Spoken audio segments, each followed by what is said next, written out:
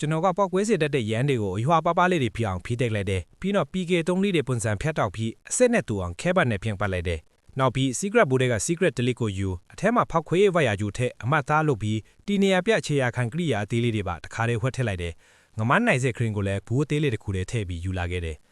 အဲ့ဒီနောက်ကျွန်တော်နဲ့ရက်ချင်းစင်ပြီးရဲကအလိုရှိနေတဲ့ဝန်ရံပြေးတယောက်ကိုရှာလိုက်တယ်လက်မပေါ်ရောက်တော့ရဲတွေကိုတမင်ရန်စားပြီးပြဿနာရှာလိုက်တယ်သူတို့ကျွန်တော်ကိုဖမ်းပြီးဒူးထောက်ခိုင်းလိုက်တဲ့အချိန်မှာအစီအစဉ်တိုင်းကျွန်တော်ယူထားတဲ့ဝန်ရံပြေးရဲ့အချက်လက်အတုကိုထုတ်ပြလိုက်တယ်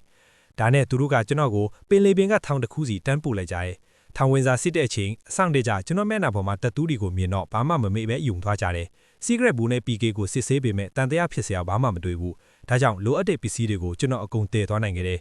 ထောင်ထဲရောက်တော့ပြစ်မှတ်ကိုချက်ချင်းရှာလိုက်တယ်ပြဿနာကသူ့ဘေးမှာတက်တော်ဆောင်နေအမြဲဝိုင်းနေပြီးလိကျင်ကန်းလုံနေတော့တယောက်တည်းမနေဘူးအကျဉ်းသားတယောက်ပြောပြချက်အရသူ့ကိုတတ်ချင်နေတဲ့သူနောက်တယောက်ရှိသေးတယ်မကြခင်မှာပဲဓားမယောင်တစ်ချောင်းကိုအကျဉ်းသားတွေလက်သိပ်ထိုးပေးနေတာမြင်လိုက်ရပြီးနောက်ဆုံးမှာဝဝကစ်ကစ်လူတယောက်လက်ထဲရောက်သွားတယ်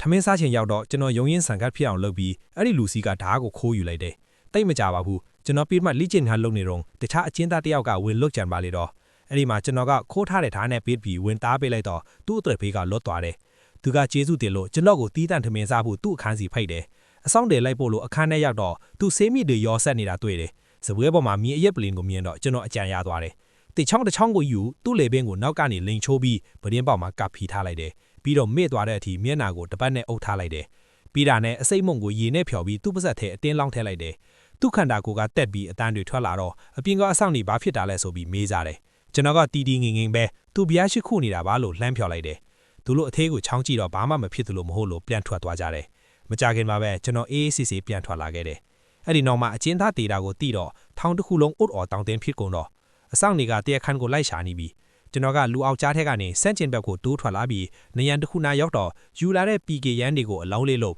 နရန်အပေါက်ထဲထည့်လိုက်တယ် secret ထက်ကဝါယာကျိုးနဲ့ရှူပြီးဖောက်ခွဲလိုက်တယ်အဆောင်နေနီးကပ်တဲ့အချိန်မှာပဲယူလာတဲ့ခြေရခံကရိယာကိုမျိုးချအဝိစားတွေထွက်ပြီးတကူလုံးကိုငမန်းနိုင်စေးတွေလိန်လိုက်တယ်